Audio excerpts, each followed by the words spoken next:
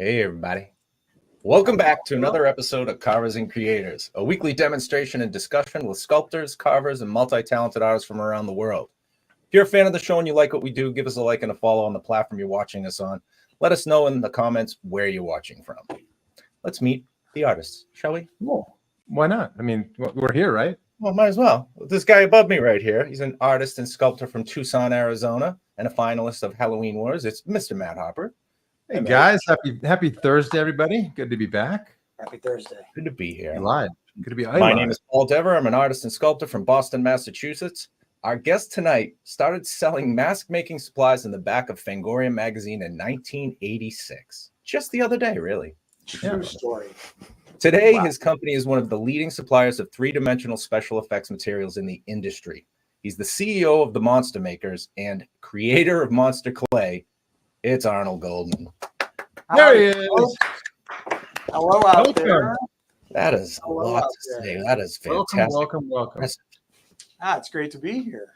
Thanks for joining us. Finally, I think we talked about this in this Monsterpalooza. I was just walking through the crowd, and there you were, and you're like, "Hey, how's it going? Make some orange monster clay." I think. And you actually said yes. And I said, "Well, yeah." We were more shocked than anything. Like running into you there and seeing like a fellow friend, Dan Chazinski's stuff, and using all of your gear. In fact, everybody uses Monster Clay, and that's like the industry standard. And especially when you go there and you can see everything that that's made is all Monster Clay stuff. And then you get you walking around and it's like, I don't know, a couple of pumpkin carvers. I'm like, how are we in this universe? But anyway, we're just stoked to have you with us tonight. Hey, it's a pleasure to be here. Yeah. And Monster Clay has been quite a journey, and it's one of many products that we sell. But yeah, you're right. It's become quite popular, and I think that is fair to say that it is an industry standard. Oh, for sure. So much so that we now have a digital twin, believe it or not. Did you hear about the digital twin? ZBrush? In ZBrush. Unbelievable. Yeah. As kind of how that came about was, it was just something I had been thinking about for a long time. Thinking, hey, there's a digital world and there's a practical world, and a lot of people are moving towards the digital world. And I just thought, well, wait a minute. Most of the guys, many of the people, let's say many of the people that are using ZBrush are either current or former sculptors, right? Mm-hmm. Practical sculptors. Right. So why do they have to be mutually exclusive? We're not competing. We're collaborating. Artists go back and forth. So I just kept thinking about it for like 10 years. I'm like, well, they're going to come out with it. Eventually they'll have a digital version of Monster Clay. It'll be a material, and never happened. So you don't mind me telling the story about this, right? This is phenomenal. I didn't even know about it. I am so into the story right now. Yeah. So what happened was, I just thought, it's not happening, but it needs to happen. So I thought, how am I going to make this happen?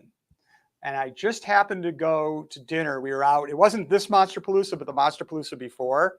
And we were sitting with a fellow Clevelander, really good friend of ours, Jim Groman, who's another person you should have on your show if you haven't. I've been in touch with Jimmy. Jimmy's a fantastic guy, probably one of the best artists I know. He and Dan and a few others. But anyway, so we were sitting at a table together with a couple of Jim's friends, the two Joes. I don't know their last names, but the one guy, they're both digital guys. And Jim works in the digital space as well. And so I was across from one of the Joes. He calls himself the Dope Pope. That's his Dope Pope. Yeah.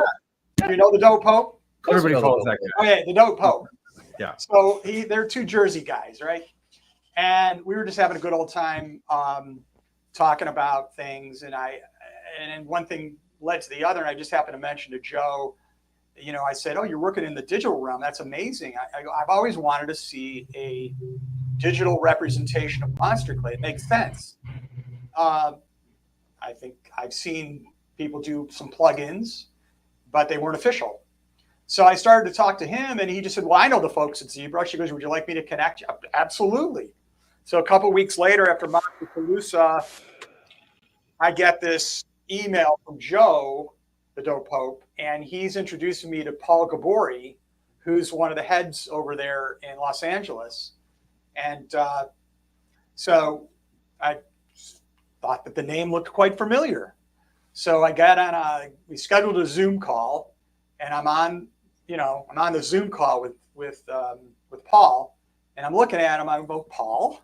He's like, Arnold? So it turned out we already knew each other. Wow. Oh, no past way. Monsterpalooza, like 10 years prior. And it was just really funny. So it was a very easy kind of conversation. I said, hey, I got this idea, Paul. I want to pitch it to you. And the idea was, why doesn't ZBrush have a digital representation, a digital material in their lineup, the actual monster clay, the right color, the specularity, how it looks, and how it works? He scratched his head for a minute and he said, I could probably make that happen. Oh, I love it. So it was like kind of blown away because I really never thought, after all that time, it would really happen. Yeah. So it just one thing led to another. About a year later, there it is. It's in the official launch of the iPad ZBrush launch for Oh, no way. through Apple. Yeah. So it's actually the default material when you open the program. Of course it is. Yeah, The cool. industry standard has to be the industry standard too. Yes, and now we have a digital twin. Oh, Fantastic. We are legit. Well, you were legit before, and I'll tell you right now, working with Monster Clay in real life is way easier than working with it in ZBrush. I usually open ZBrush, play with it for 3 seconds, and then close it down after I slam my fist into the screen. Seven steps to do one thing. Well, the iPad is supposed to be much easier, actually. That's a good idea. I'm encouraged by what I saw, and I went to actually Alice, is that your name? Alice? Alex and I went out to the ZBrush launch party several weeks back in LA, and we got to see it, launch, and it's great. The way they have it laid out on the iPad is incredible. So Nope. I would not discount that. I'm in. I have an iPad, and I'm a fan of Nomad on the iPad, so I will dive into ZBrush, especially if there's Monster Clay in there and it's not as hard, because I like it. Oh, right. It's not. I think the way they have it laid out, it's not as difficult to find your tools and you can customize the layout. It's very streamlined, very simple. Oh, you selling me on it already? Look at that. What a salesman. Yeah, well, he's born and bred salesman. And speaking of Monster Clay, I think I have to show this picture because when I opened this box, it was like Christmas times 100 for me, and I think we just got to show it. Premium, right? Arnold's got one in front of him. This is the birth of something that we talked about when we were at Monsterpalooza. That is physically here. I'm like, I can't believe this is here. And Paul and I don't even want to open it, don't want to touch it. We're like, let's just frame. Can we frame a whole? I didn't want to look at it the wrong way. Yeah. Well, we are so honored that you would do an orange clay, a pumpkin clay. Pumpkin clay. Yeah. Couldn't be more honored, and thank you, Arnold. This is one of the coolest things I've ever seen. And again, like Arnold said, I'm going to make a half mask out of this.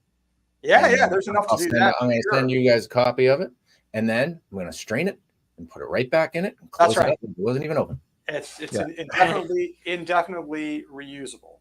So awesome. One of the nice features of it.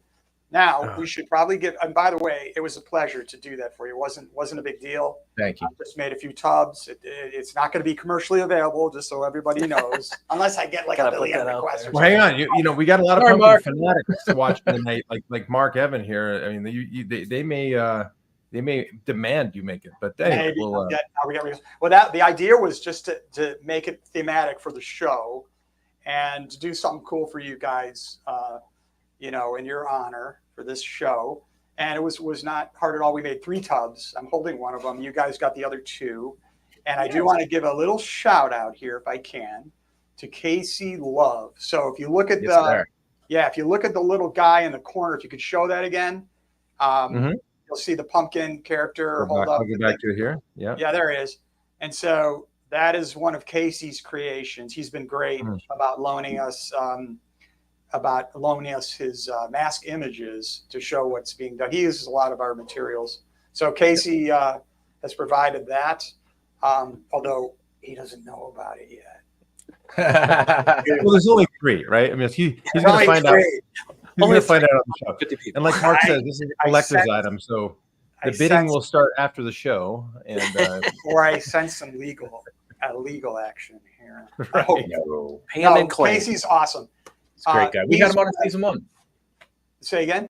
We had him on in season 1. Oh yeah. Oh, cool. I saw that, and yeah, he's just one of my good buddies and one of my favorite mask artists of all time. Amazing artist. So that's Casey's image, and of course, I also want to do a shout out to Alex Made, our media director here, running the Say show, hello, running the Alex. cameras. Yeah, can you show yourself? Oh, there he is. Where's his hand? Let me zoom in on Alex's hand there. I think that way Well, we can there he is. Right under there. Put my hair there. Okay, we got a 3 I may camera show deal up going later. Yeah. So Alex, I just asked him. I said, we can't just send them orange monster clay. We've got to make a custom cover for the tub. Got to make a custom cover for the tub. And Alex, it was no problem. He just whipped it right up, and he actually put a couple little funny things in there. I see that. I love it. The oil, the premium gourd is a nice touch. Premium gourd. And what else did you? There was another pumpkin gray. Pumpkin gray. Yep. Pumpkin clay. Yep. Pumpkin clay. Yep. Well, we're honored. I mean, seriously, it's like the coolest thing that we had fun doing it. Yeah. Oh, thanks for the opportunity. Yeah. Do something cool. Unbelievable. Yeah. So this is going to a cherished place in my home. My kids will be like, Dad, why what's the deal? And I'll be like, you don't understand. Why are we not allowed in that room anymore? Yeah, exactly. Head out of here. Don't be afraid to use it. You can always, like you said, you can always melt it down, strain it, and reuse it. So just tuck it away in the tray. That's exactly what I'm going to do, and I'm going to open it like a surgeon. Yeah. They have a tendency to. It's yours now. You can do whatever you want with it. Oh, I'm going to make a mask. Been dying to make another mask. Well, thank you. And now, like, we got to go through the normal steps. It's so hard to get back after we get so excited. And, Right. I know, and showing off that clay at the beginning, and so every week, Arnold, we talk through what we did the prior week, and we had a great sculptor with us last time, Joey Edwards, who actually he's a lot of times he's an etcher. He's amazing. He's kind of the etcher. There's like a handful of them on this planet, and he's certainly one of them. Yeah. And this is what he came up with for his. Wow. That's his first time carving a pumpkin. He did half of it with a hammer because he had to break through a hard shell. Out of his comfort zone. Whoa, that is amazing. And the theme was a ghoul, angry ghoul, right, Paul? I think that's straight up the middle. No, there wasn't like a drunk ghoul or anything, just angry ghoul. I never saw a horny one, or that would have been kind of fun. And that was his really, really great, and a really cool pumpkin to use too, with very ghoulish anyway. And this was Paul's submission. That was an amazing angry ghoul. Look at the texture on the face. I love it. That's nice. It's just crazy cool. Needs moisturizer. Yeah, well, back then, ghouls just have that, beautiful, it's not a zombie, but they're just so nasty looking, and Are the eyes glass or painted, or is that just an optical illusion? That's just light. Wow.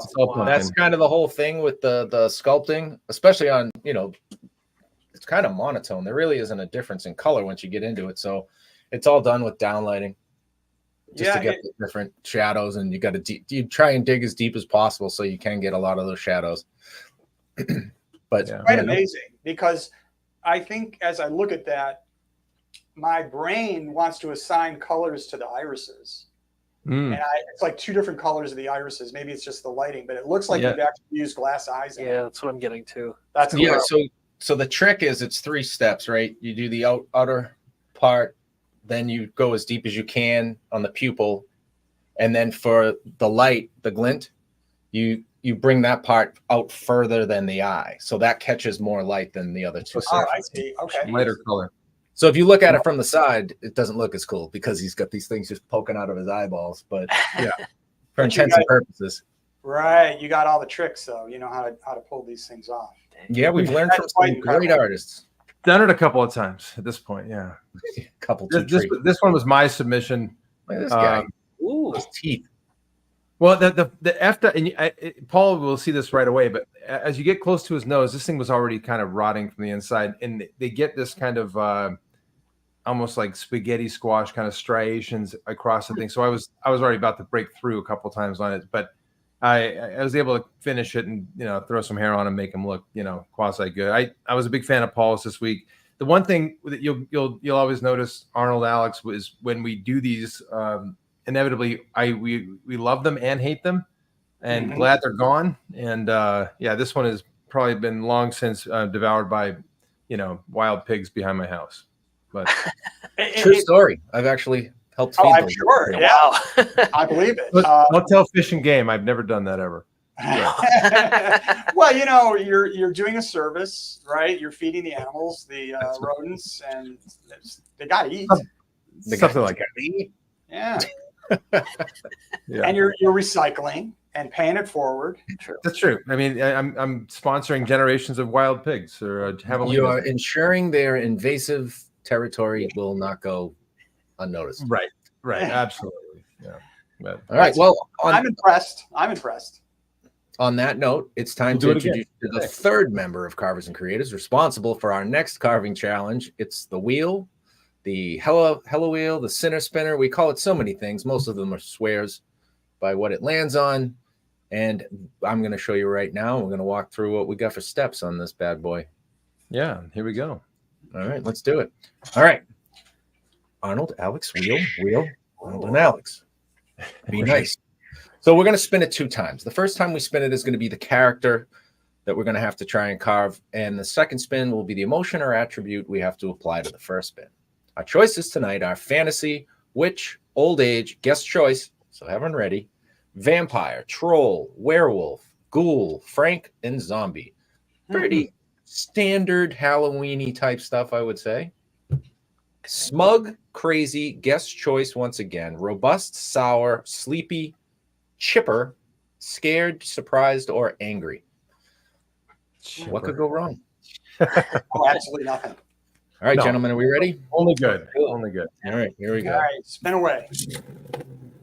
Oh, nuts. Suspense is killing. Wait. Somebody. We did a respin. It's a respin. We did that one last week. So respin, and that's part of the the bylaws of the Carvers and Creators. Section 2, Article 7.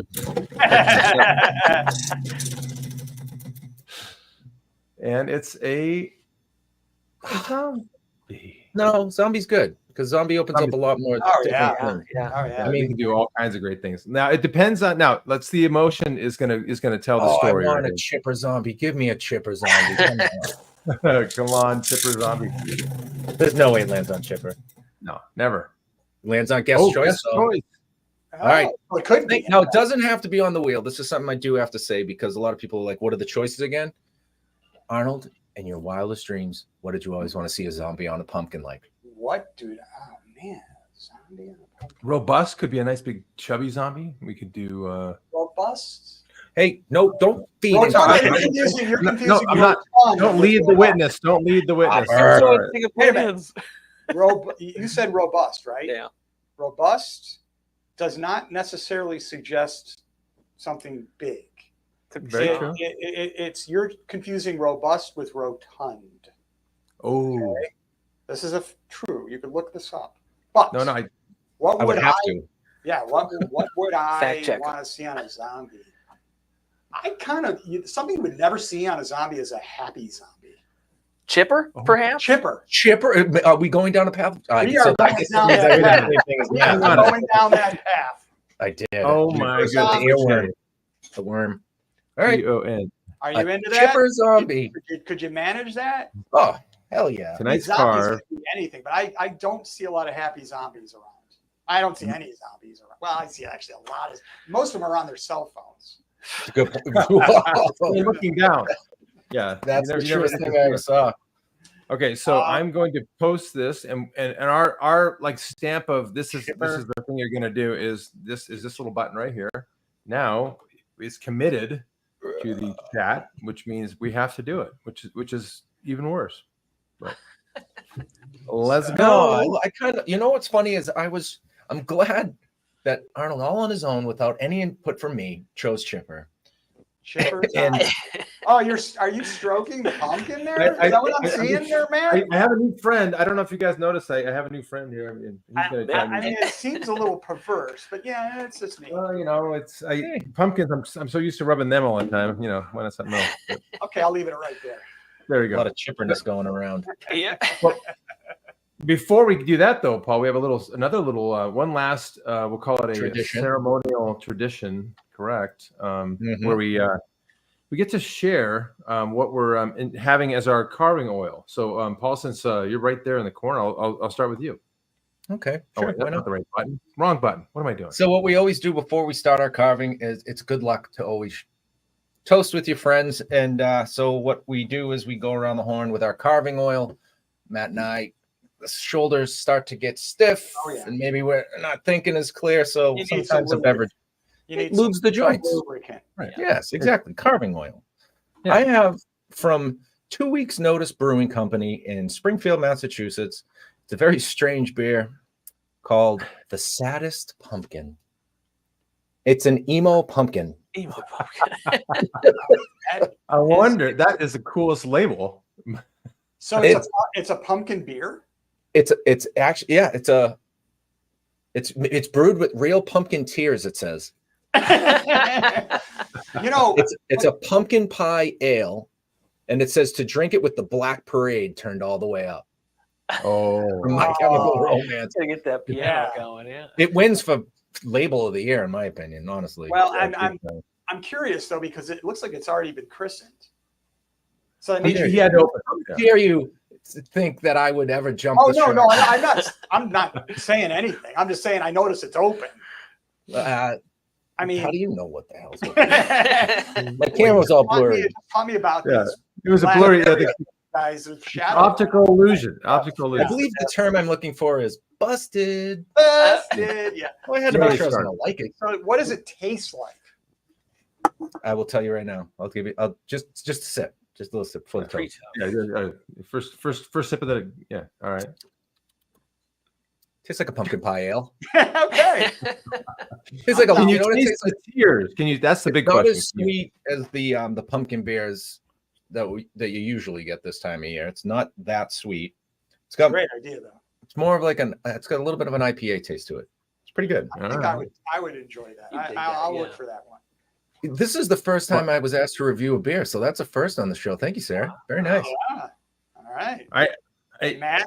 went with Paul and I have a favorite every time we go to Monster Palooza the last few years, and it's this one right here.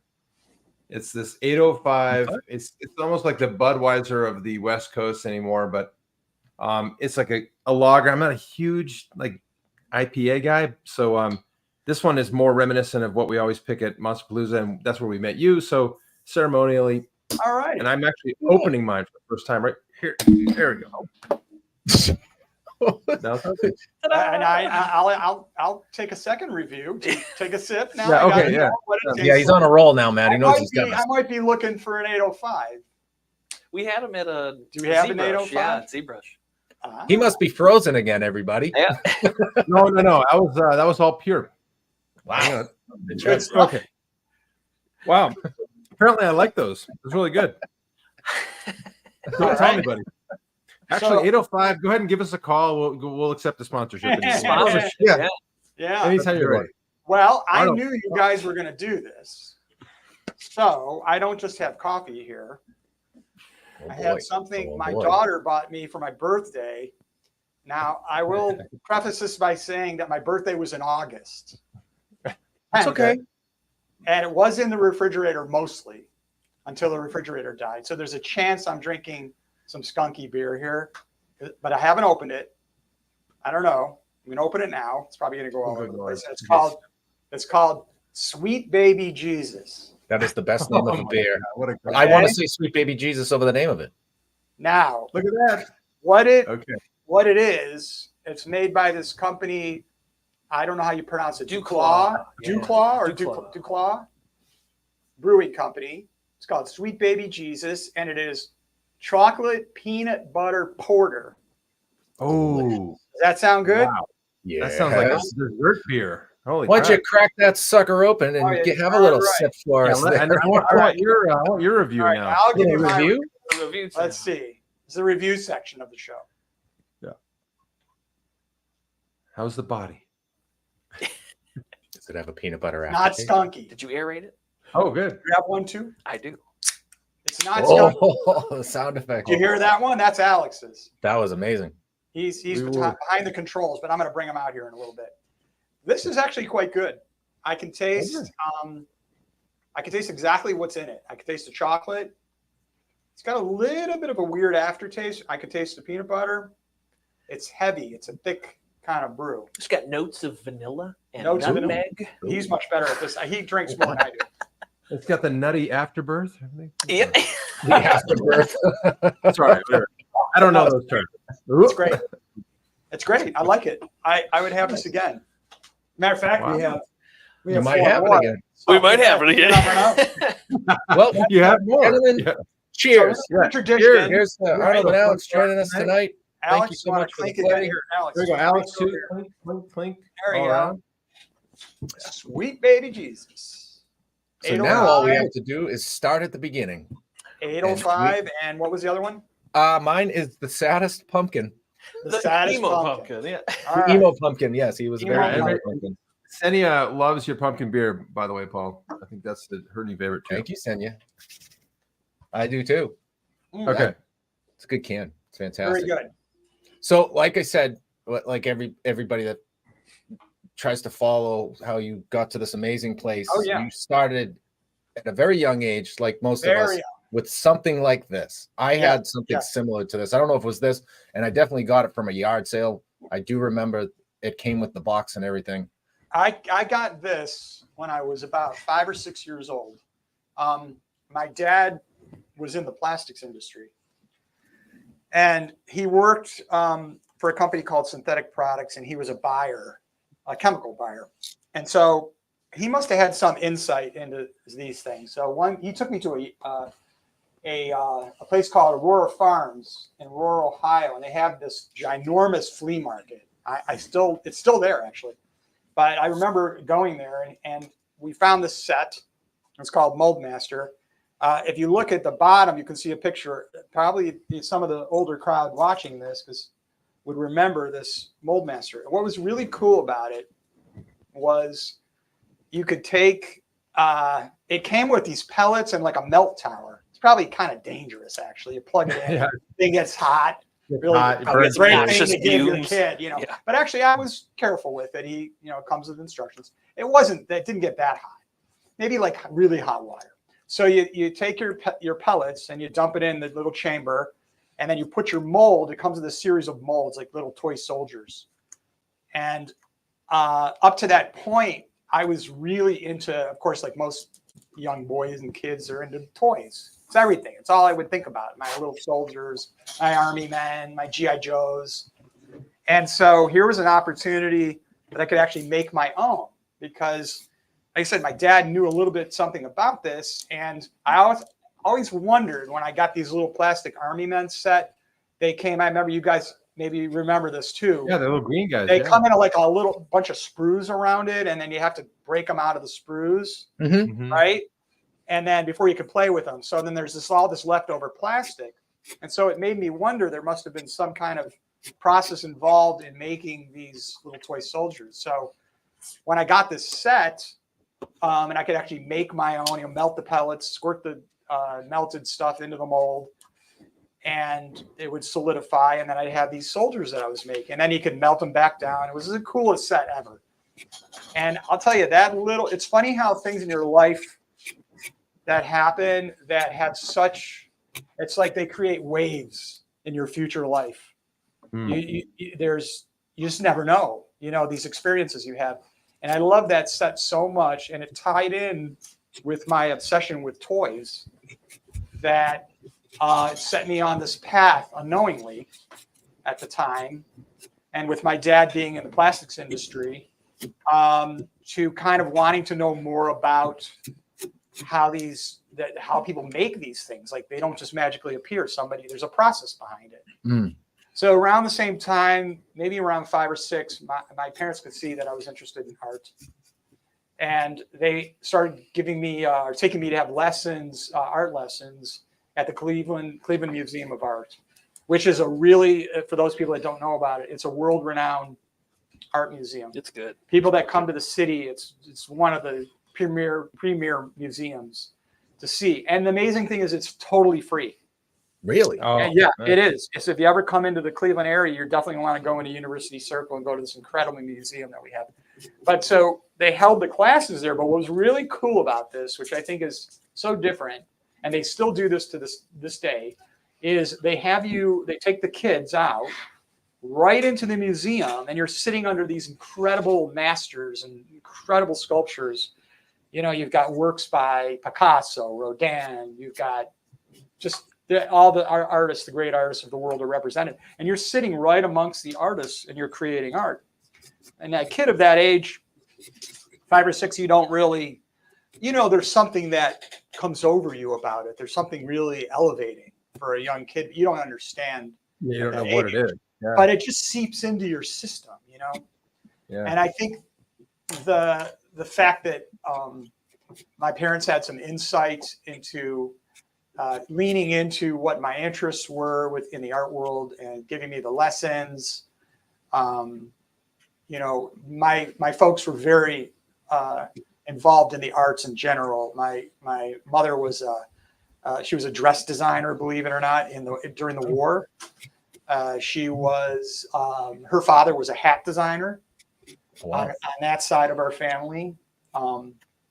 My father he came from a long line too of artists and filmmakers, and it's just in our blood, So I think it was some osmosis, some environmental exposure, and I just had it in my blood from that day forward. Well, and you think about it too. Your dad was in the plastics world, so did you get your chemist? I mean, because you clearly have perfected a chemical masterpiece in what you've made with Monster Clay. Did you get that drive from your dad too, from a science perspective? That's a really good question. I think some of it, because obviously in his trade, I would go into the plant and I would see them manufacturing these components for plastics. They did primarily stabilizers and steroids for plastics, and they were one of the bigger companies to do it.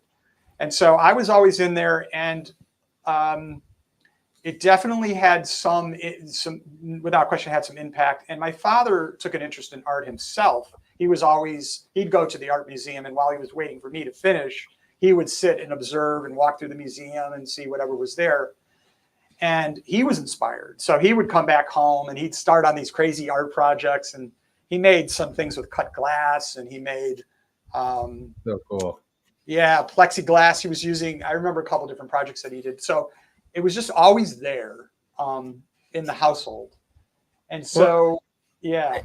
I think about so you kind of have the perfect you got artist parents who also is a chemist and working in the plastics world. I mean, of course, Arnold Goldman's going to be, the next, it's like the two, the two creators, made the, I think it's like the perfect example of you had the support. They made a monster. They made a monster. They made a monster. Yeah, I love it. I love that background. I mean, that's what inevitably whenever Paul and I get to talk with amazing folks like you, it's like this. We always love the origin story too, because if it's, hey, I saw this guy, he made a cool mask, and I went and worked in his garage for a month, and just next thing you know, I'm making the thing. Or, it's like these crazy stories. And it to me, I love the background of your parents. And what I always, I have incredible support for my parents, but it was always like, yeah, okay, art's cool, Matt, but you can go, you need to make a living. So I discovered it later in life, and it's just always that one maybe thought in my head of, what if I had from the very outset, this is the only path I can go down. What would I have become? But at the same time, I love the fact that you had such support and that your dad would go home and work on an art project after a day of work at the plastic. Oh yeah, well, and he wasn't a chemist; he was a buyer for chemicals, but plastic chemicals in the world, in that ecosystem. But at the same time, he was also a patron of the arts, and he had artistic ability himself that he wanted to explore. And my mother was always drawing, and she had all kinds of. She was always trying different things, and she could see that I wanted to do art. And they didn't really think about, well, is he going to be able to make a living doing it? It didn't matter. It's just the exposure, because it's cultural. It's a good thing. It helps your children. I have a daughter, and it's the same thing with her. It passes along in the chain of things. And I do think that when you look back, I'm 63 now, and you look back at the trajectory of your life, and you try to put the pieces together, and you're like, how did I arrive at this point in my life? And there is something that a line that you can kind of trace through. It's a very circuitous, kind of not a very straight line. It never is, right? Never. But one thing always leads to another, and there's so many doors you can open. There's so many paths that you can go down. But I just always seem to lean towards something artistic, and particularly sculptural. I wasn't actually so much interested in doing pencil or pen or watercolor or painting or that. Those all came into play. But I'll tell you, it was really, I think it was just came back to those Army men when I was a kid. Yeah. That set, that Master set, I love the dimensionality that you could pick up an Army man and look at it from 360 degrees and inspect it, every little thing, and wonder about who made this? How did this thing come into being? Any of my toys that I had. Yeah. And so I was sort of on this quest to sort of just understand how these things were made. And that was always in my mind. And then when I made the connection with my father would talk to me about it. He says, well, that's plastic. That's plastic. That's what we do at our plant. So eventually I stayed with art all through elementary school, junior high. I didn't really know where I was going to go with it, but it was always in my head, and I was always doing something with it. By the time I got through into high school, at that time, so I was in high school from like 1976 to 1979, and there's no internet, no hint of an internet or anything, and you had to go to the library to get information. And I'll tell you, there really wasn't a lot of information about molding and casting and how to do these things. You couldn't even buy silicone back then. You couldn't find it. Where would you even discover that back then? I mean, was it like the back of Fangoria magazine? I mean, how would you even find out about that practical the whole realm? So that came a little bit later. That came after high school.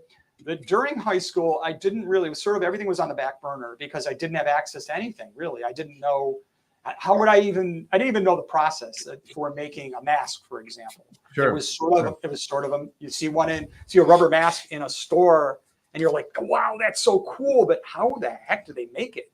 Right. Like, how is that made? It's just, there's no indication of how this thing is made. So when I got into college, I went to Cleveland State. I studied art, sculpture. I went into the sculpture department, and we started doing bronze. Actually, in my maybe second year, we started experimenting with some bronze, and they had a bronze foundry there, which was incredible. Wow. And so around the same time when I started high school, I had the good fortune to go work with my dad. And my dad was just an employee of this company, Synthetic Products, but he got me a job in a lab. So that was really interesting because then I could actually see these materials up close, and I would be handling them every day and learning about them. Right. Now, I have to say that I really didn't enjoy this job. It was one of those things where it was out of necessity. Like, I needed a job, right? So the job was available, and I could work in physical testing in this lab, which I did for like 10 years while I was going through. I went the long road through college. I think it took me 7 years, but anyway, I stayed there from about 1979 to 1989. But I had kind of fun with these I didn't call them chemicals, but they were compounds. And one of my jobs there every day was to make a batch of plastic, right? Okay. And I had to add, I was testing a stabilizer, I was testing some component that was going into it. And so I would have to take that, I would roll it out. They had a twin roller machine where you'd put it through, and then you make a sheet of plastic, and then you'd cut it up and throw it in the oven and see what happens to it. So that was getting kind of boring for me. But what was interesting is that occasionally they would have us make what was called plastisol. And plastisol is a little bit different. They make fishing lures out of it, you know, those stretchy worms. And yeah. Oh, yeah. So plastic, what's cool about plastic is that you can make it any density and any rigidity or flexibility that you want.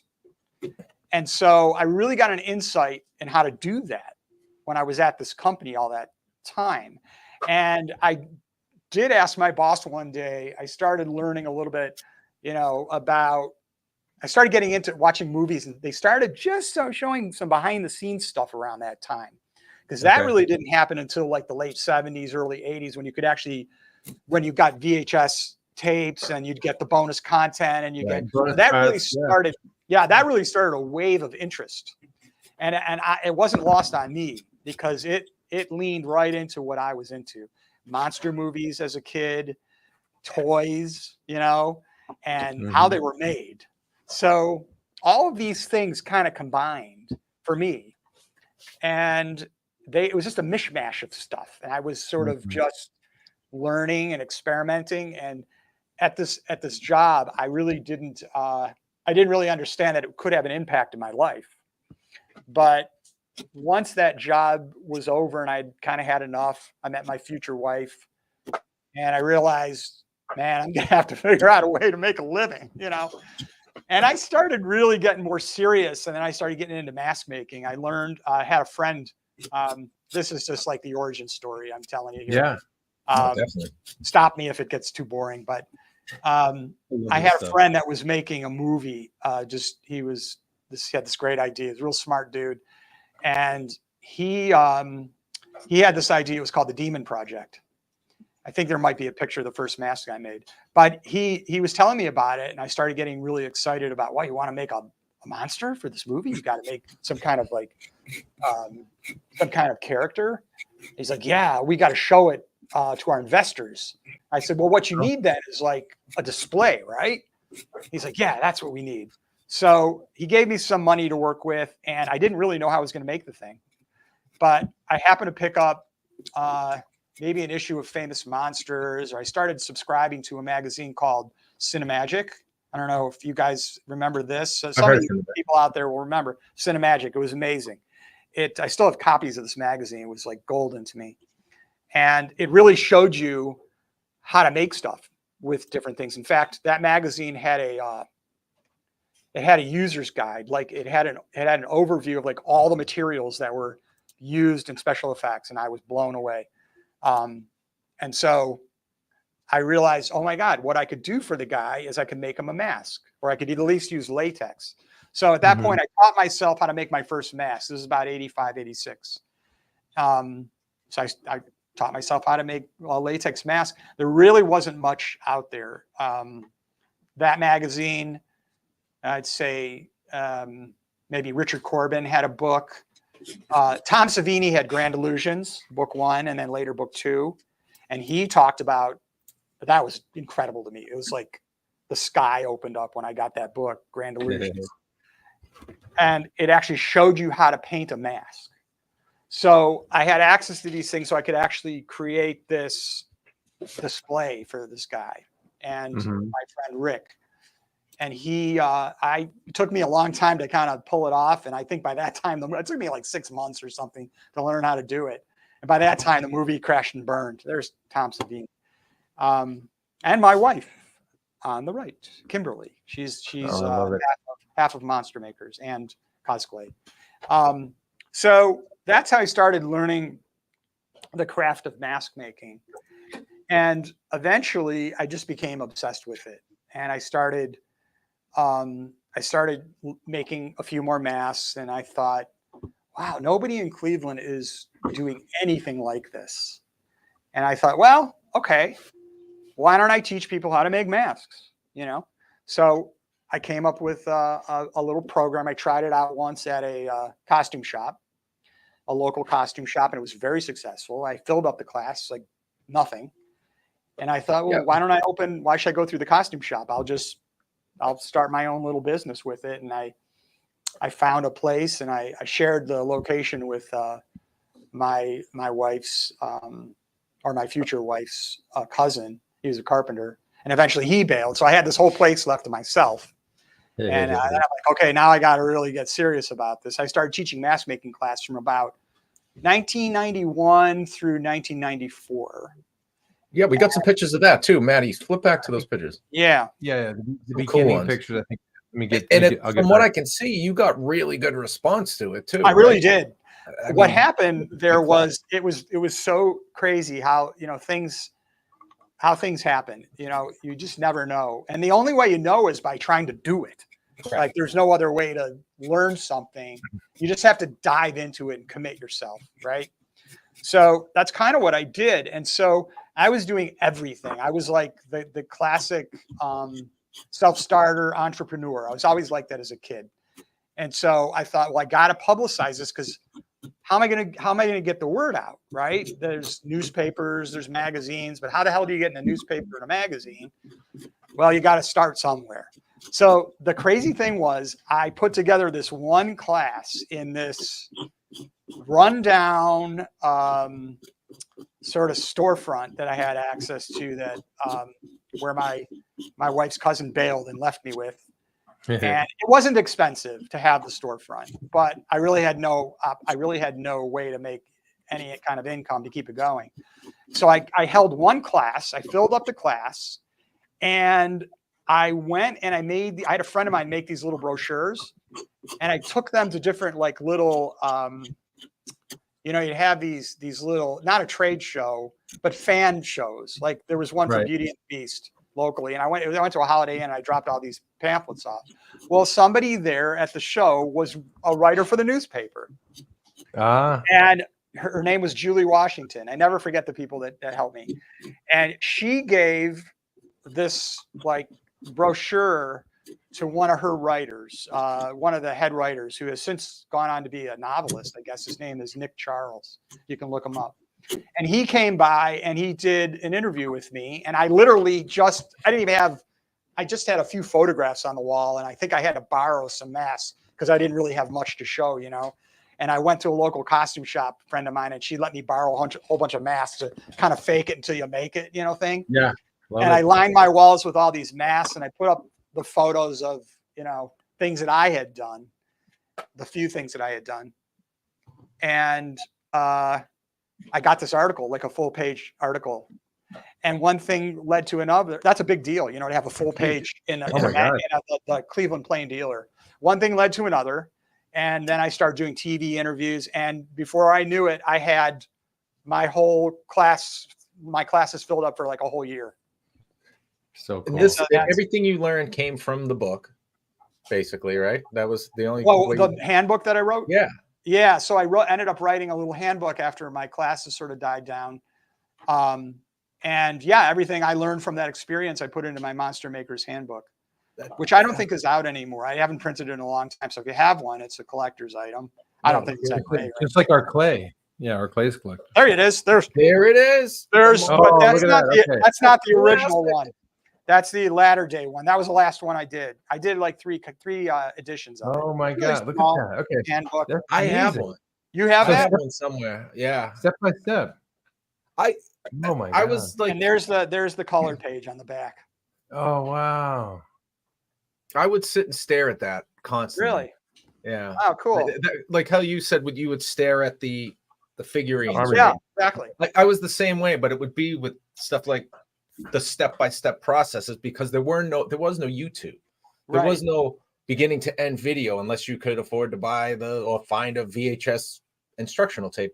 So it was that step one, and then step two, and then I'd always find a way to go, oh, there's something missing in the middle. You didn't just go from step 1 to step 2 like that.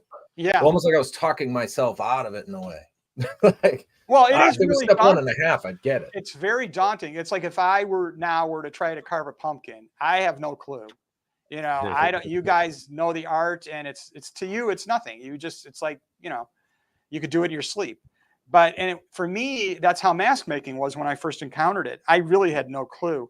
It's like what you're doing with your pumpkins is you're sort of demystifying the process and showing people how this is done, and you just go right at it. And how did you learn? You probably just learned right by doing it mostly, and learning whatever you could that was out. Of course, you have the access to the internet. That is helpful.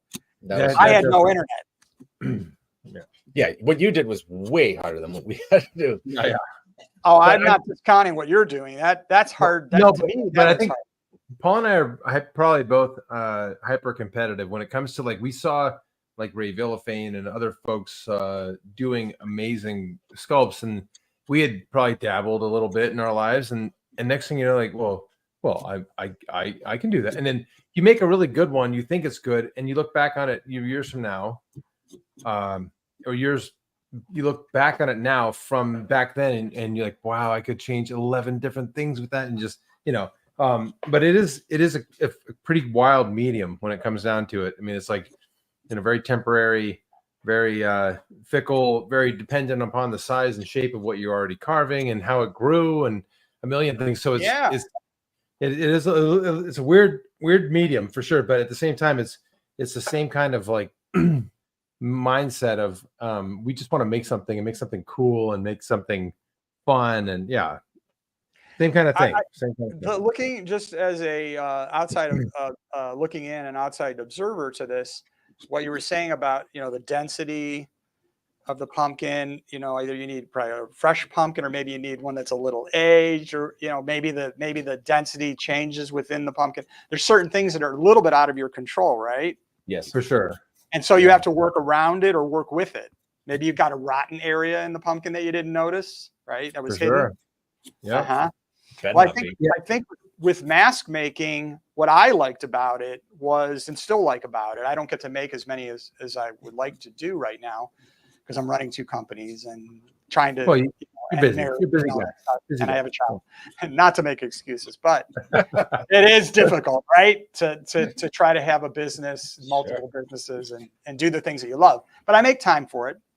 What I liked about mask making, and as I said, I still do, is it's a very controlled process. There's not that many variables in it, truly. Some, but they're minor probably compared to what you're doing, because you know how the latex works. You know how as long as you make a proper plaster mold, you make it properly, and you know how the paints function. You know how to layer the paints, and you know, you pull the whole thing together, and it's fairly predictable. You know, but the side of it that's unpredictable is, what are you going to make, or, you know, what are you going to do? That's the only part, and you control all of it. But with this, I see a lot of variables, just as an outsider, and I think I'm kind of right. There's some variables. There's plenty, and I think people who regularly sculpt pumpkins probably have the same kind of mental problem. Maybe we'll call it a problem, where we like the things that are ephemeral, right? Is that the right word, Paul? Ephemeral? Yes. Temporary. Like temporary. Think of it like a sand sculpture, ice sculpture. Ice sculpture. Like they're going to go away. So to us, it's you're dealing with the clock ticking as soon as you start carving. And at the same time, you're dealing with something that, good or bad, it's just going to go away. So if you don't enjoy the process of it, then you won't enjoy pumpkin sculpting. And that's the thing for us that we just have kind of fallen in love with over years of doing it, that we just love the process of making it. And inevitably, when you start blocking something out in clay or blocking something out in a sculpture on this medium, it's the same kind of, oh my God, how did I ever get here? This thing sucks. I can never do it. And then you get there, you know, and I think that's the part where we find ourselves pretty giddy about, like, doing the show every week and getting to talk to people like you. But it's just the art of it. But inevitably, it's just something that just goes away. You know, I'm gonna have to do this. I'm gonna have to do it once. You know, but you said to me now, and maybe you were talking about something else earlier before the show started. Have you ever taken a final pumpkin and made a mold out of it, like a silicone mold, so you could keep it and replicate it? Is that I tried. Does it work? Well, I'm not a mold maker. I'm terrible at it. Okay. How about you, Matt? I did silicone, and what I did is I did not allow for air. Like I took the sculpt and had it on a board and put the mold. I was going to make the silicone sleeve and then put a mother mold over it. And when I siliconed it to the board, this is a fruit, and there's gas, you know, because it's as the silicone was curing, it created an air bubble. Oh my gosh, I would not think of that. Huh. I actually said, "Oh my God, that's $60 worth of silicone." Yeah, I'm sure you did. That was a painful moment. I'm sorry that I brought that up. Actually, I'll be back. I'll experiment. If you ever do it again, what you probably want to do is seal it. Yeah. Oh, well, you got to find a way to seal the pumpkin so that you can actually capture. Like, say you make something that you're just so proud of, and you just want to preserve it, not just in a photograph or a video. You actually want to. There may be a way, and maybe I could help you with that. And I'm sure other pumpkin carvers have figured it out. Somebody's no, they haven't. Nobody's figured it out how to mold a sculpted pumpkin. No, I'm sure. You know what? I've seen a lot of half people do half ones. Okay, yeah, because you can kind of not entire. Right, the whole thing would be great. What I do now is I scan them. Oh, there you go. Of course, but you don't get that same level of detail like you do from a silicone mold. Yeah, that's right. A scan, of course. Why did I not think of that? Well, and the thing is, I also don't have a gigantic 3D printer. Ted had printed one for me for Monsterpalooza this year, and he said it took almost 2 days to print the pieces. The size of it to get them back up to size. You can always shrink it down too, but I don't. Maybe that's not. Oh yeah. Wait, we get here. Paul will give you a good example of that. Yeah, I got. Oh, is that a printed, shrunken down piece? Not a good. There we go. So cool. Yeah, but then it's got, you know, I put the Carvers and Creators on the back, the episode, the challenge. So there's an industry right there. If you got to that from your mouth to God's ears to God's the printer's going right now. I got season 5 sculpt.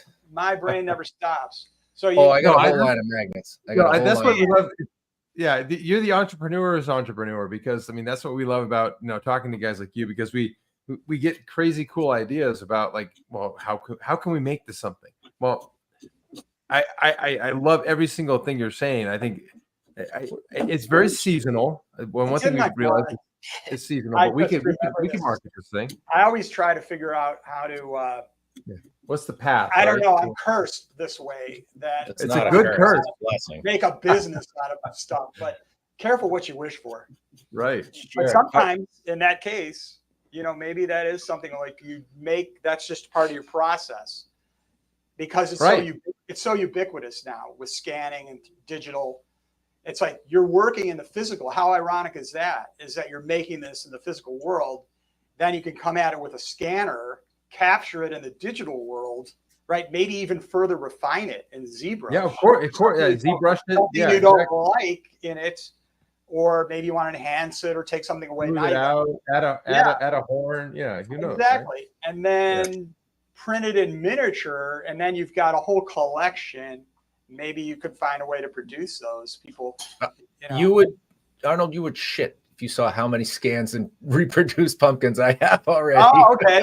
You're already there. I'm in the I'm refining it now, because you lose some detail when you scan. Not that much, but usually when you shrink it down, you don't notice that, right? It's when you blow it back up that you do notice that it didn't catch all the little nuances of what you did.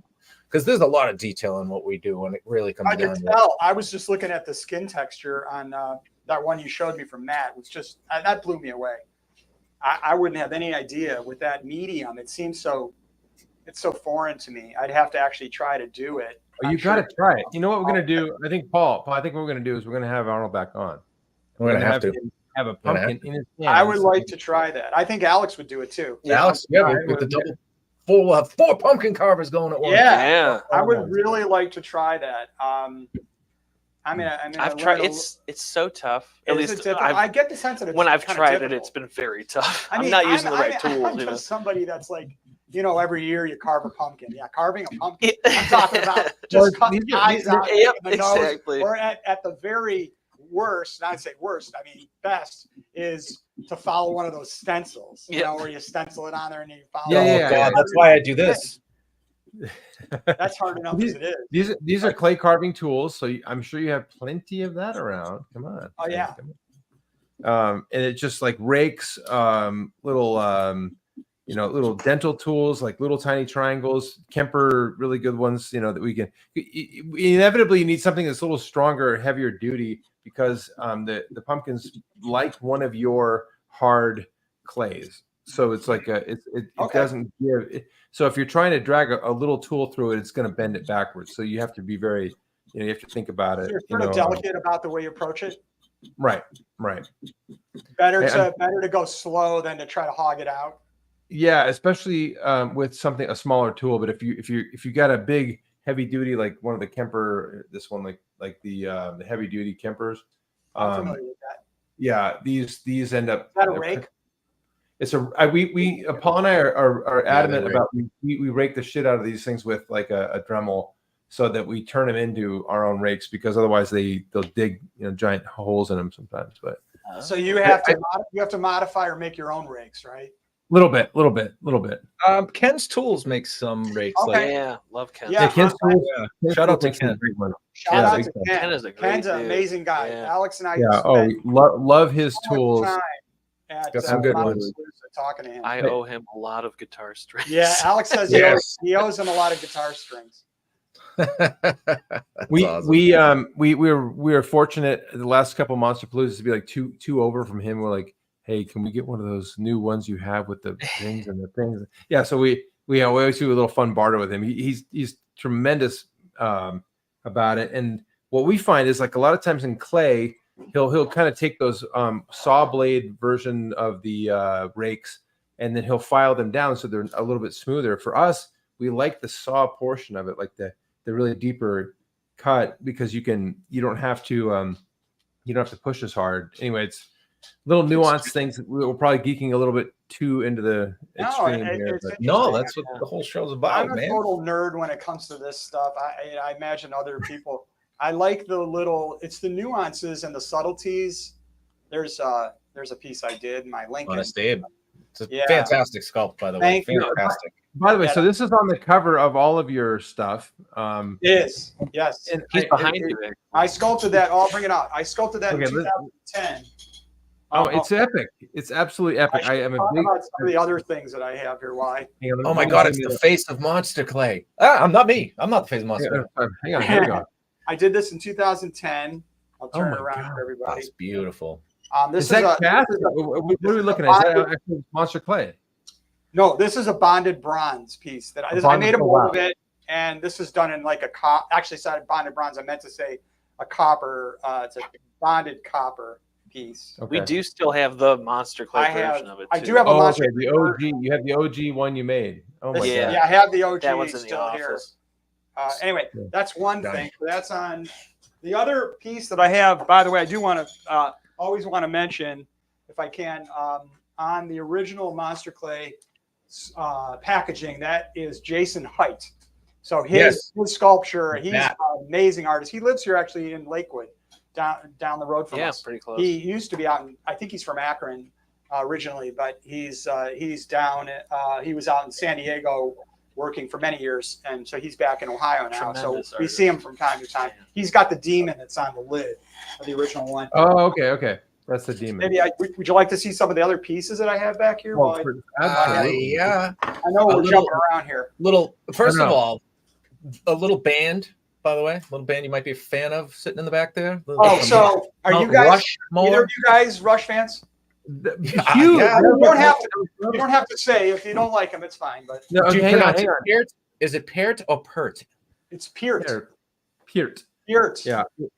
I am such a fan. My brother had the big had a poster on his wall when I was a kid growing up, and we would go and just sit and look at it. And this is back when they were in their like robes. This is like before 21, around 2112, like before Fly By Night. Like Wow. like, That's way back. Way back. So one of my first concerts I ever went to was Subdivisions. That would be 1981. Signals. Signals. 1980. I'm sorry. 82. That's okay. Signals, right? With with that song on it. Yeah, absolutely the best. I love those guys. So I happen to be a Rush fanatic, as a lot of people know, and I've done numerous sort of Rush-inspired sculptures. I've got one here with me. There you go. I think you have pictures of it too. Yes, I can sort of show those. Yeah. So, and then I can show you a few other things. Maybe I'll take this out. Look at the size of it. It is massive. I'm trying to scan it and do a smaller one. Oh, this thing weighs like 75 pounds or something. I don't know what it weighs. It's too heavy. Wow. That is so cool. Yeah, I did. This is really one of one right now. I have a mold for it though. So the front is the three of them. And then the back is like themed. Yes. Yeah, we have a close up of that. And in fact, I can show that while you're turning it on. Maybe you should just show that. I won't make you do that. There's the back. There's the back. We can have both versions. I'll put this bad boy back. So that was when I was in the process of sculpting. Hold on, I'll just move this out of the way then. Wait, hang on. So this is different. Or do you want me to keep it there? Well, just so if we look at that, hang on. Sorry. So this is the clockwork stuff on the back of this one. You have a different one, huh? Okay, no, it's the same one. This is okay, same one. This is the original sculpture.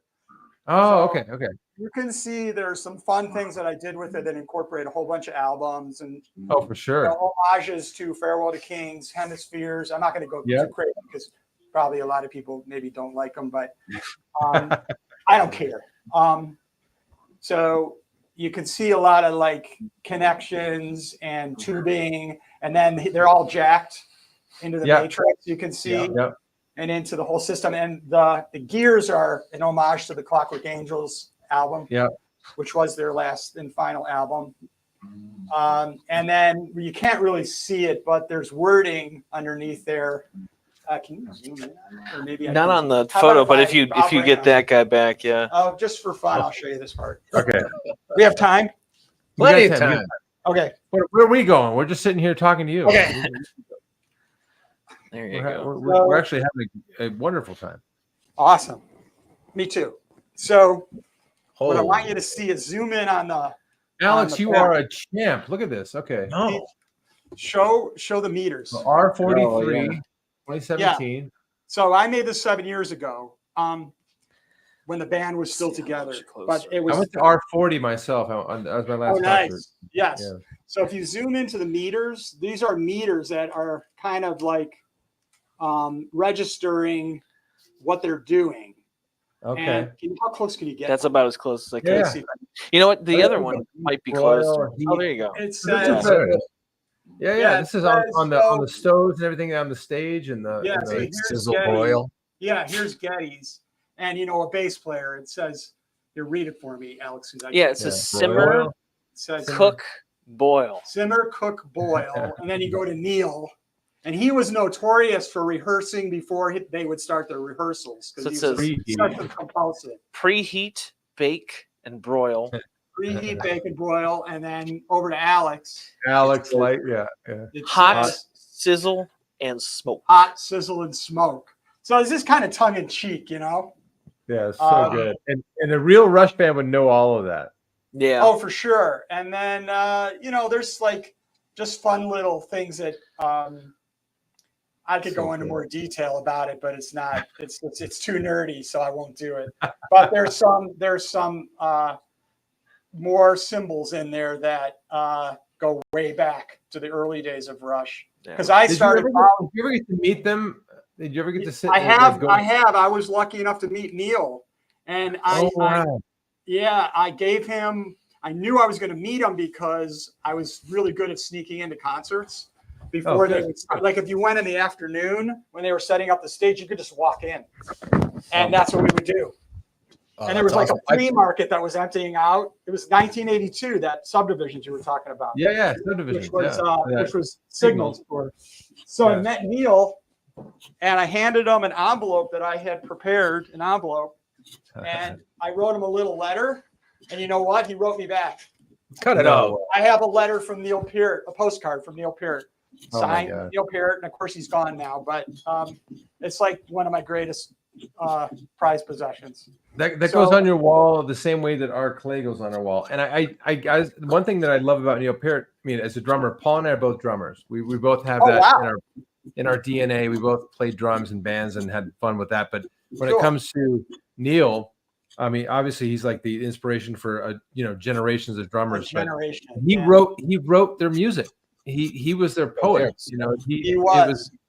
It's just like, for him to be gone, it's just crazy because he was kind of anyway. You wouldn't think of a drummer as being the one who would do all of that. He was that musician, but pretty wild. He was the guy that elevated the band, that really saved the band, because he wrote 2112. And they were going to fail at that point if they didn't have an album that saved them, and that was the album 2112. And he themed it out, wrote it. And I actually discovered them a year before because I went to see them on Caress of Steel, which is their third album. Oh my gosh! And I followed Rush for 40 years, and I never missed a tour. I saw every single tour that they had from 19. Okay, which one was the best? Which one was the best concert of all of those? Which one was your favorite? Best concert would have had to be Hemispheres. Wow, way back. Okay. This is from. Here's another one I have. This is the third album. Wait. Oh yeah, that's Caress of Steel. The guy on the rock. Yeah. I made there's the rock. I made this as close as I could to the third album. Third album cover. And it's got the snake, and it looks. Turns out that the guy that designed the third album cover, Hugh Syme, he took this from a sculpture in the Saint Basilica, and I never knew it. And here I am trying to. I could have used that as my reference, and it was a sculpture that already existed. He kind of worked it into the cover. I had no idea. I don't think he wanted anybody to know, but it's the cat's out of the bag. Right. But I didn't have any reference. I just to go off the cover and make the rest of it up on. That is amazing. There it is. There's the necromancer. Yeah, when you first told that story about how you met Neil, and you said that you snuck in. And you were really good. You were saying I was really good at sneaking in. I thought the rest of the sentence was to people's houses. I never did that. Okay. Back then you could do that. I remember I snuck into Prince in Dallas one time. We went through the back door, of the concert, and we had a great. It was amazing. I actually saw Prince, and then my only memory of that whole night. It was him driving, like he had exited. You know how they do a final thing and he'd bow and everyone's still cheering and they think he's coming back, but he's not. And I was kind of quasi backstage trying to leave before I got caught. And there he is. And I see him go by and he's on the back of this little 3-wheeler and I go, Prince. He gives me a little wave. I'm like, I got to wave to you from Prince. And he's gone too. Yep. It's like all these legends, all the greats, they're just dying off now. But with Rush, when I don't just get into something, I go all in. That's just how I am. I have a real obsessive personality that way. I can't tell. We can tell. Again, you're talking to a couple of idiot Rush fans too, and I certainly put myself in there. I absolutely love those guys. Welcome to my world. Love those guys. And again, we may be alienating half our crowd because they'd be like, who? Rush what? Yeah. They can go watch another show. I'm sorry.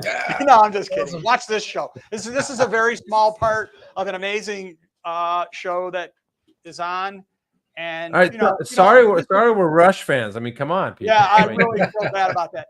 Yeah, just for rewind or fast forward on this section. There we go. Yeah, we'll have a Rush section and the YouTube. We'll just say you can delete if you want, but hey, I got to be honest. I'm a Nickelback fan too. Oh, stop it! No, you're not.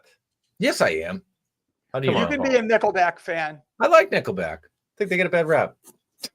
Yeah. Oh, yeah. Okay. Well, look at this photograph. All right. Man, did you feel the energy just drop there? I think it's time for us to leave. Well, good night, everybody. Good night. Well, don't rush. It's Yeah. all. Whoa. I think it's all. Hey, How the hell we wind up like it's this? all music. It's good. Music is. I know. Yeah. I think they're like intertwined though, because I have to listen to music when I'm making something. Are you the same way, Arnold? Absolutely. Yeah. Yeah. I'm a music. Yeah. Music is my second love. Yeah. You know, absolutely. Like something I will mention too. We are in the presence of a very phenomenal musician here, Alex. Oh, he is very, very talented. He's not going to play anything right now, but maybe we'll get him. You know, maybe we'll hear some of his music. But he is okay. Next show, we'll do pumpkins. He'll do a guitar. There you go. He could. I can do that. He can play any instrument, and he's probably one of the most talented people I know. So right on. Yeah, he's a hell of a cameraman. I know that. Listen, he's not here by accident. Alex. Well, he knows how to do the covers. Show what I've been working on. Come on, I'm going to bring Alex out and everything creative. Everything creative. He's kind of nailed. Come on out, Alex. Welcome to the show. Welcome to the show. Yeah, exactly. Alex, everybody. Things here. I'm hiding. Yeah. This is welcome to the Nerd Fest. Oh God. Yes, sir. Knocking over my coffee maker. Welcome to the Nerd Fest. There he is. There we go. Alex Martin. The creative genius. All right. There he is. One of the creative geniuses behind Monster Makers and Cosplay is right here. I do what I I can. love it, Alex. Great to meet you, man. This is wonderful. Meet you guys. Yeah. We got another Rush fan, by the way. Pat Kavanaugh says my first concert in the '80s was Rush, and then caught their 40th anniversary at the end. Dude, you're right with us, brother. And I didn't. We got a hi Alex too. Welcome. Awesome. I like that name. I've been watching that on a bunch of other videos. She's a fanatic, not a fan. She's a fanatic, and we can't be happy. She's the best. That's great. And this is somebody that watches the show every week. She actually came. We met her at this year's Monsterpalooza, and now we're all pals because she watches every week, and we couldn't be happier because Paul and I sit there and we're like, who's watching? Anyone watching? Somebody's watching. And then you get somebody who watches every week and is, oh, hey, I got to post this because this is important to see. Love you guys. Okay, look at that. Oh, I love you guys. That's all. We need that. That feeds our fire. That's for sure. Absolutely. Anyway, I digress. We got to talk about Alex is actually working here. I was going to do a sculpt. Well, actually, he was controlling cameras. I was going to fake you guys out. Where's my piece? Oh, where did you? Oh, isn't it right there? Oh, no. Oh, it's right there. You heard just a second. I was going to come up with it. I was going to do Arnold's been sculpting the entire time. I've actually been sculpting the entire time. Under the table. And here's the sculpture I made. Ta-da! Well, I had a zombify him a little bit. Up before it started. Good. Everything's under the table. That's why we couldn't see your hands the whole time. Yeah, you were hoping for a chipper devil. What's he doing with his hands? Yes. Don't want to know. I love it. But cosplay. Let's get into cosplay. Cosplay. I'll tell you a little bit about cosplay. Where is it? I want to know how it's born because polymer clays have been out. Everybody knows that. But you came up with a better polymer clay. Well, I don't know necessarily that it's better, but it is different. I will tell you that. Okay. And that goes back to my 10-year, training program while I was going through college when I was working at the lab, because we were working with compounds for plastics. And so cosplay is a plastic. It's essentially a PVC product. And so way back then, I kind of was thinking a lot about what I could do with those plastics. And it just kind of stayed with me after all these years, and it percolated. And around, since I had success with Monster Clay, I thought, well, what's next? What could I do? And again, it's not necessarily something that I'm thinking about how can I make money or do something like that. It's just a challenge. Like I want a challenge. What am I going to do with my time? I want to challenge myself. So this was something I always had in my mind that I could do some type of polymer clay and maybe a flexible polymer clay. Mhm. And that's really the difference between cosclay and the other clays on the market. Is this is the most. There are some cosclay, or excuse me, there are some polymer clays that have some flexibility to them, but this is one that is designed to be flexible. So, Alex, do you have your you're firing up your third camera? Okay, so we'll show some examples of it, but what it is if you think polymer clay like Sculpey or Fimo or any of those, you end up with a hard plastic. But with ours, you end up with this super flexible. There it is. Look at that. Wow. Holy crap. No wonder not Chris Notbush loves it, because he can play with it for hours without it cracking, drying out. You can flex it. This is what he uses, right? Still have to bake it. Yes, it's shatterproof. So when it's in clay form, before you cure it, it's a clay. Let me zoom in on this, because I'm seeing some cool stuff here. Show like there's a little hand that I made. That's a really good one to show too, because a lot of times, even though they're flexible, it has a limit. Mm-hmm. But it really doesn't. It's crazy. It's so shatterproof. A lot of folks that use it, they do the what is it? The flex test. And sometimes they throw the pieces. They'll make these incredible. I've seen it. Somebody made the most amazing dragon. Here's a dragon I made. Speaking of dragons. Oh wow! Nice. Here's a dragon. Now throw it off the wall. Another dragon. Here's one dragon I made. Throw it. Not this one. Maybe it might get a little scuffed. That would shatter. That was stealthy. They throw them, and then they go retrieve them. They'll throw them as far as they can. They'll run them over with cars and things like that. Yeah, crazy stuff. So what I'm looking at is that painted baked. That's just cosplay. So that's just the raw. Well, I say raw. That's the unpainted. That's the color that it starts at. Oh, colored. Okay, so colored. We have like close somewhere between 40 and 50 colors. Yeah. And you have translucent. I have some translucent. Yeah. Okay. There's some translucent right there. Yeah. Oh, look at that! Yeah. Holy cool. So when you see, I have a mold. You can actually make molds out of you got the mold here. Cosplay. Here, showing the mold. I use. Yeah, how do you just press it on to whatever? Yeah, you just press. That's made from cosplay. Wait a minute.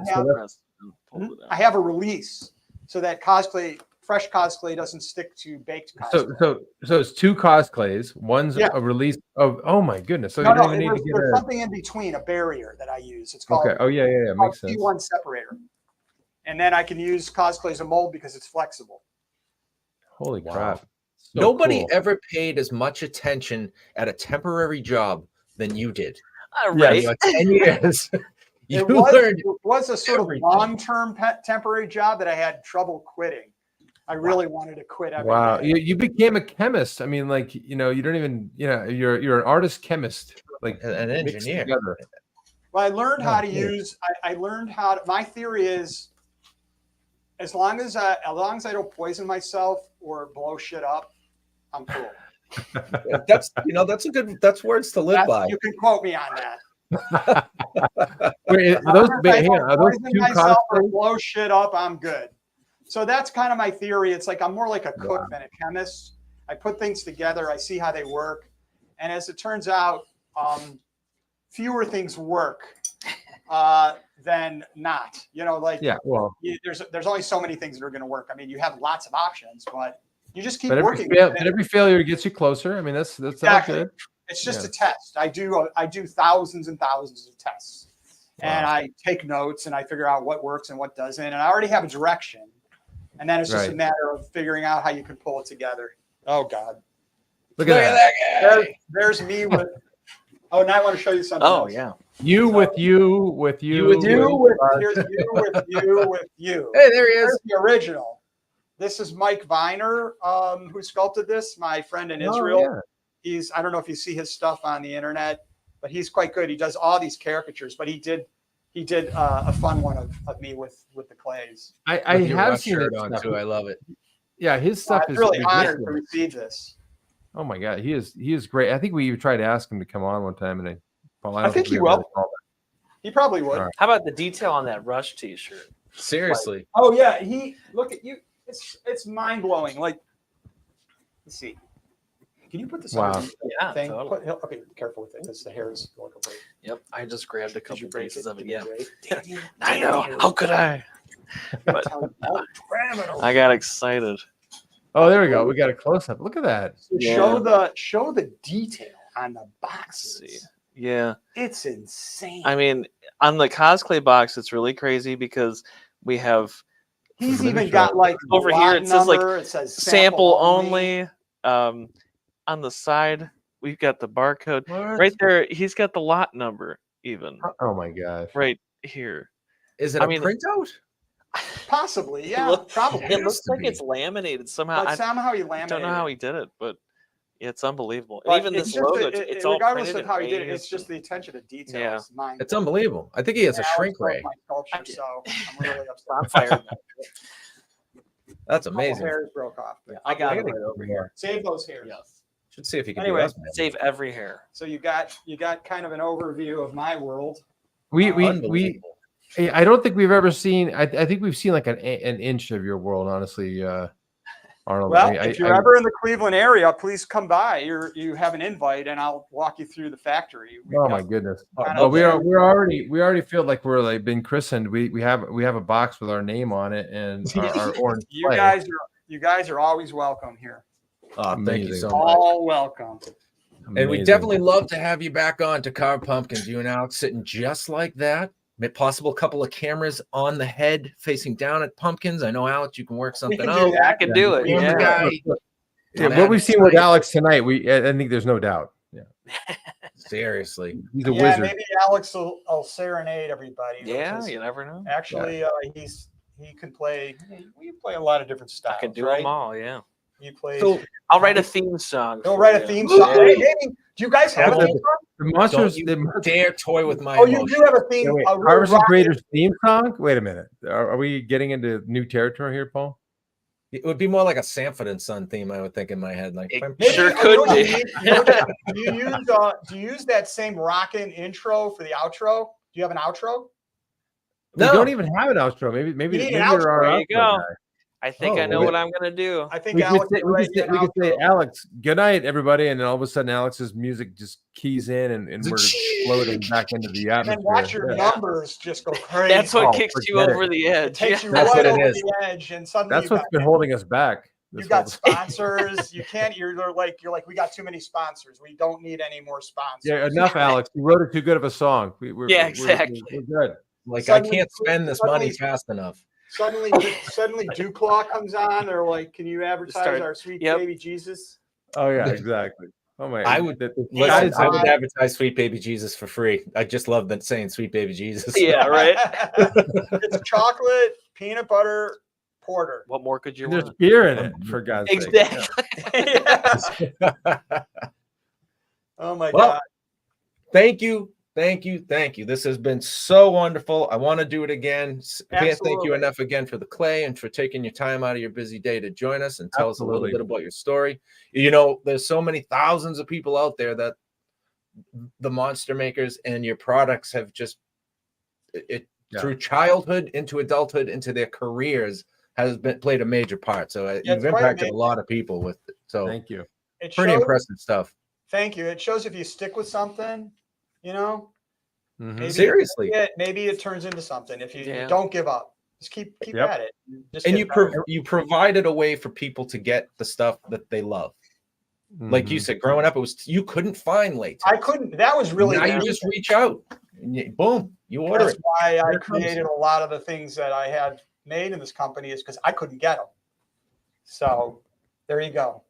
It's awesome. And you've made it accessible to everybody. Now, this is where I know we can find you. Is there anywhere else that we should go and look? I know your Monster Makers has your link tree on it, so that's kind of Alex can tell you more about the link trees are definitely the way to go. There's also Monster Clay USA. We have monsterclayusa.com now, which has little affiliate links that go over towards ZBrush, and it goes into detail for every single grade of clay. So anything you ever wanted to know about Monster Clay, monsterclayusa.com. Cosplay is Cosplay USA, cosplay.com. All the sites are pretty informative. And and accessible. we're adding new stuff to them all the time, new products. I love it. Yeah. Yeah. We got lots of really great. Yeah, so many great people like jumping in and saying great things about us. Can't even post them all. Somebody just said, which was my greatest fear. I can't wait to see the orange pumpkin. Yeah. That's my greatest fear. Maybe for a limited time. Oh, who knows? Yeah, maybe for a limited time we could. Well, like to put it into words, we go an hour every single week, and we're at an hour and a half as we speak. Because we went back to our extended time for you because we can't get enough. We can't get enough of this stuff, and we want to do it again. Yeah, absolutely, anytime. And guys, I mean, without even reservation at all, we would welcome you back on to carve with us and just hang out and talk all this stuff.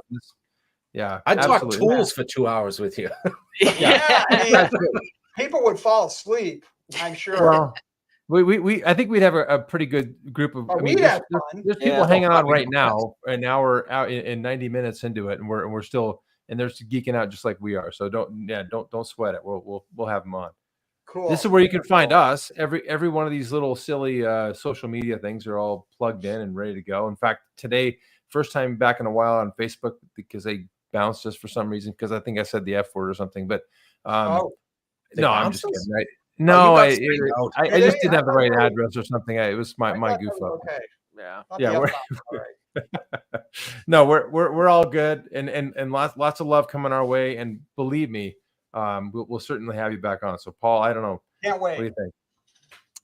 Thanks again, guys, for joining us. It's been a pleasure. I look forward to seeing you guys again, and thank you everybody that tuned in and watched us tonight. Make sure you tune in next time for another episode of Carvers and Creators. Alex, hit it. That's for next time. That's next time. We'll have You just wait. You don't know what's coming your way, buddy. Here we go. Yeah. Alex, Arnold, thank you to the bottom of our hearts. We're for the orange clay. We'll cherish forever. Yeah. So again, you guys are awesome. Everybody needs to watch this show. It's really fun. Great. Love it. Thank you. Couldn't be happier. Yeah. All right. Good night, everybody. All right. Good night, everyone. Guys. See ya.